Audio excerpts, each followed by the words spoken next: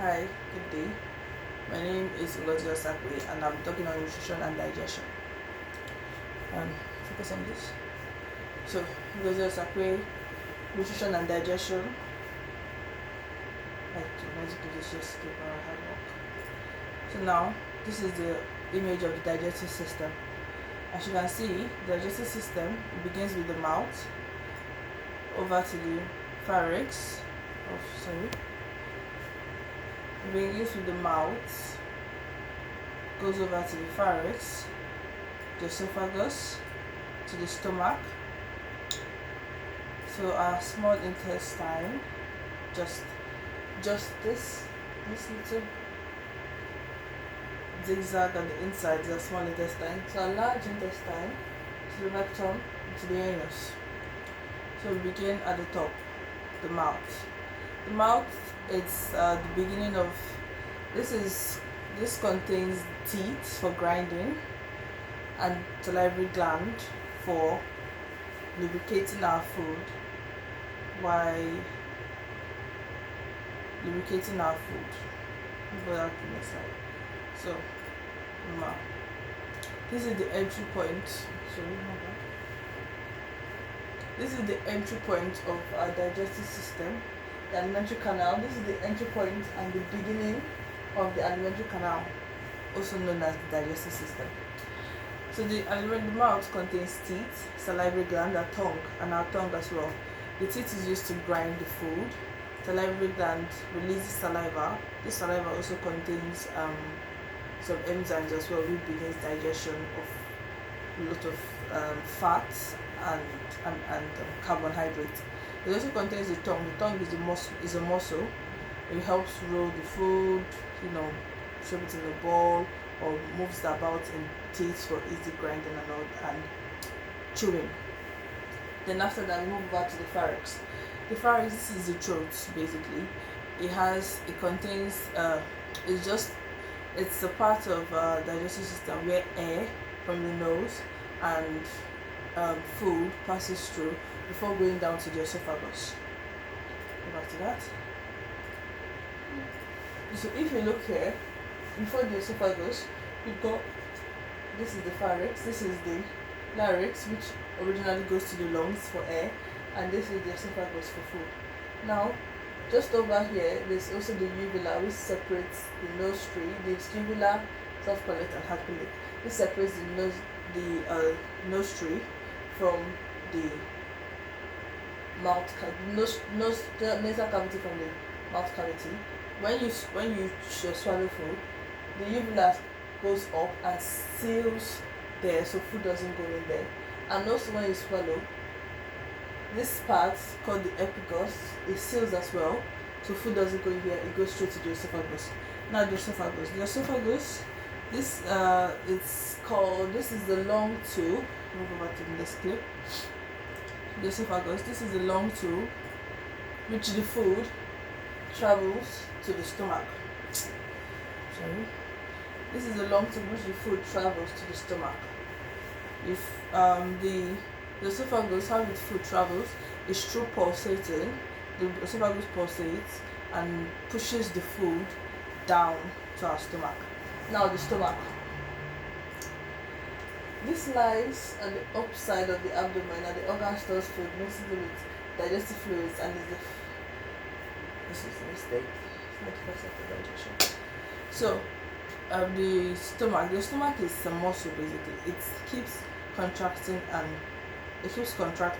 relaxing, contracting and releasing. It does this to grind the food, mix it up with gastric acid, which it produces in the stomach, and helps break down the food particles further. The gastric fluid is contained mainly of pepsin, and pepsin is an enzyme which digests proteins. Not only does it contain pepsin, it also contains lipase, amylase, HCl, and other enzymes as well. So after that, according to a diagram, we've got, after stomach, we move over to the liver. Now the liver, this lies on the other side of our digestive system. It produces bile. Liver It produces bile, which emulsifies fat. It also cleanses the blood, which cleanses blood with new nutrients absorbed. So the liver detoxifies the body, and what it produces is bile, which is stored in the gallbladder. As you can see, that's the next one we're going to, the gallbladder. This organ serves as a storage bag for the bile which the liver produces. So the gallbladder is just it's usually green in color over here. It's usually green in color because the bile it produces is yellowish green. So when the liver detoxifies the body and all that, it directly sends this over to the gallbladder. The gallbladder is connected over here at the duodenum, and it releases the bile into here. This bile digests the fats. It breaks down the fat for our digestion. After that, we move over to the pancreas. This is the pancreas. This is the leaf-shaped organ that is located also connected to the duodenum. The organ is responsible for the secretion of more enzymes into the small intestine to aid the breakdown of food particles for the absorption into the body. So the pancreas, it's responsible for the releasing more enzymes into the body, and it helps digest food that's written here. But this pancreas doesn't only do that. It also controls it also has the ability to control our hormones as well, mostly insulin and glycogen. Yes, which thereby controls the not controls per se, but it balances our sugar level in our system. Now, after that, we move over to the small intestine. The small intestine, this is the main role of the small intestine is to absorb the nutrients and water produced from food breakdown. So the small intestine is 22 meters long, usually in adults, and food particles travels through the small intestine. And in the small intestine, it contains this little finger-like projections called villi. So the villi it allows the small intestine to have more surface area, giving the food enough surface area to absorb further nutrients. Okay. Yeah, it increases and it boosts nutrient absorption and nutrient absorption as well. Then after that, we move over to the large intestine. Okay, the large intestine, this is where water molecules, vitamins, and undigested nutrients are absorbed back into the body. So the large intestine basically does the same job as the small intestine. But when food is not properly absorbed by the small intestine, it goes over to the large intestine. But at this point, it is chyme, so it's very wet and fluidy. So the large intestine, its main role is to absorb more water back into the body from the chyme, making the chyme more solid from the feces, and then also absorb nutrients as well. Then we go over to the rectum. After food has been absorbed by the small intestine and large intestine, the feces is stored in the rectum. This is the storage house for the feces which the body needs to expel. So then this rectum stores this, and then when it's full, it goes over to the anus, which is the exit point of our body. So when it's full, a signal is sent to the brain, and then that's when you feel the urge to use the toilet. Now, over to the next slide. Description of the histology of stomach, duodenum, and duodenum as well. So now, first thing, we'll start with the stomach. As you can see here, the stomach is made up of mainly 3 layers. It's made up of 4 layers. the mucosa, the submucosa, the muscular externia, and the I know it's going to be difficult to say, and the serosa. Now the duodenum, if you look at this, the duodenum also has this, but as you can see, it's lacking the serosis. So it's got the mucosa, submucosa, and muscular externia.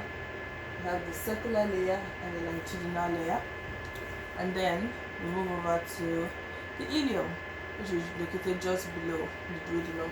As you can see, contains just about the same thing: mucosa, submucosa, muscular externia, and it has this serosis as well.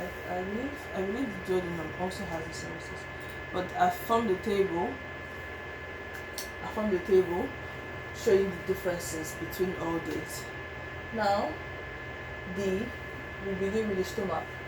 The mucosa, this produces the digestive acid of the body, and it produces digestive acid in the body, while those of the duodenum, its main job is to absorb nutrients and neutralize the stomach acid, while the ileum's own is mainly absorption of nutrients and of vitamins and bile. The submucosa supports digestion in the stomach, supports digestion by helping the stomach contract and release acid. This one will protect the lining from acid and help digestion and help digestion enzymes to work. While the ileum, it supports immune defense and nutrition. The mucosa, this is the strongest among all three. Its main role is the mixing of food with gastric acid while crushing it further. For the other one, it gently moves food, partially digested food forward while mixing it with enzymes and bile. While for the ileum, it keeps food moving forward. I also noted other more things about this. We have the villi. It's absent in this. It's present in duodenum and ileum because it's present in small intestine, and these are part of the small intestine. We have the gastric pit, which is related to the gastric gland, produces the gastric fluid. We have this, the Bonner gland, which produces alkaline to neutralize the stomach acid here. And then you've got this is the immune system, which produces the immune defense of the digestive system. Then you have the serosa. It's fully present in the stomach, fully present in ileum, but partially present in duodenum. The duodenum is replaced with something else. I completely forgot. Sorry about that. Then move over to the next slide. Oh, not to the next slide. Now the liver. The liver is the largest internal organ of the body. It weighs up to 1.4 kg in the adult. Its main role is filtration and bile production. So after the body absorbs its nutrients from the small intestine, it goes up to the liver, and the liver takes out the toxins or the excess nutrients and stores the excess, and then it discards the toxins. These toxins gets discarded to the gallbladder as bile, which is a greenish yellow fluid. That is basic use of that. Now we have the 7 requirements of the balanced diet. Carbohydrates, this is the energy source of the body. Protein, this is the building block of the body, because this is because they are made up of amino acids which the body uses to grow, repair, and build. You have fats. These are present as fatty cells in several parts of the body, which is under the skin, bone marrow, breast tissue, to name a few. And some of the vitamins needed by the body needs fat to be absorbed. You have fiber. This is present in plants. They help bowel movement. Unlike herbivores, humans lack the enzyme which allow the body to digest fiber. Therefore, it passes through the body undigested. They have vitamins present in many forms and found in both plants and animals. They are organic, by the way, and they are also essential to body function and development by supporting cell growth, boosting immune strength, and all that. Vitamins, they are also present in many forms, can be found in both animals and plants, but unlike vitamins, these are non-organic. So animals and plants do not produce them, but instead they are absorbed from the ground. You have water. It's a known fact that human body is 60% water on average. Water is essential in every aspect of the body. It is 90% of our blood, 83% of the lung. Water helps nutrients nutrients to carry nutrients from the blood, antibodies, and all cells. It also helps in digestion, respiration, and many more. Now, move over to the description of the effect of digestive imbalance. Digestive imbalance refers to when the body either has too much or too little of the essential nutrients in the body. Although some nutrients and minerals are required in small amount, that is trace minerals or micro minerals, the body still needs as well as a complete lack of them would affect the body as a whole, and it's important that we eat a balanced meal as often as possible. There are several causes. You have poor diet, limited diet, the lifestyle given our current age and time, age, medication, and digestive problem. Now these are common examples. You have anemia, which is lack of red blood cell, obesity, too much fat and carbs. Kwashiorkor, this is a lack of protein. Often affects children. It's described by the large head and big stomach. You have night blindness. You have rickets, which is like the bowing of the leg of children. Now, according to UCHW, this is an article published in 2019-2022. Quick modernization and the sedentary lifestyle has contributed to our inability to consume healthy foods and consume healthy meals and a decrease in energy expenditure. Okay, so basically, according to UCHW, they released an article called Healthy Diets, and it was published on 20th April 2022. Now I'll read it out. Quick modernization and a statutory lifestyle has contributed to an inability to consume healthy meals and has contributed to a decrease in energy expenditure, meaning how often we expel our energy. We now consume more processed foods, which is high in energy, fat, and sugar, and digestive consumption is affected by a lot these days, including finances, personal choice, beliefs, geographical environment, or even your family, depending on your culture, lots of limitations. It's WHO recommends that we consume as adults, at least 400 grams of fruits and vegetables daily, keep fats to 30% of our total energy consumption. We also keep sugar to less than 10%, and we also keep our salt to less than 50 grams. We are also advised to replace unhealthy cooking habits, such as replacing fries. We are also replacing fries with boiled potato or baked potato. We also advised to use healthy oils like olive oils, canola oil, sunflower oil, and much more. Also advised to consume lean meats, eat less baked goods, and more packaged foods. This is a recommendation by UCHW in 20th April 2020. I'm sorry I kind of rushed through this because I was running out of time. And now my references. So I've referenced every single diagram used in this picture, including my histology and my reference. I've also referenced dietary recommendation by WHO at the bottom, and everything else. So I'll be sending my PowerPoint along with my video, and I'll attach it to my submission. Thank you very much. My name is Ngozi Osakwe, and this has been my presentation.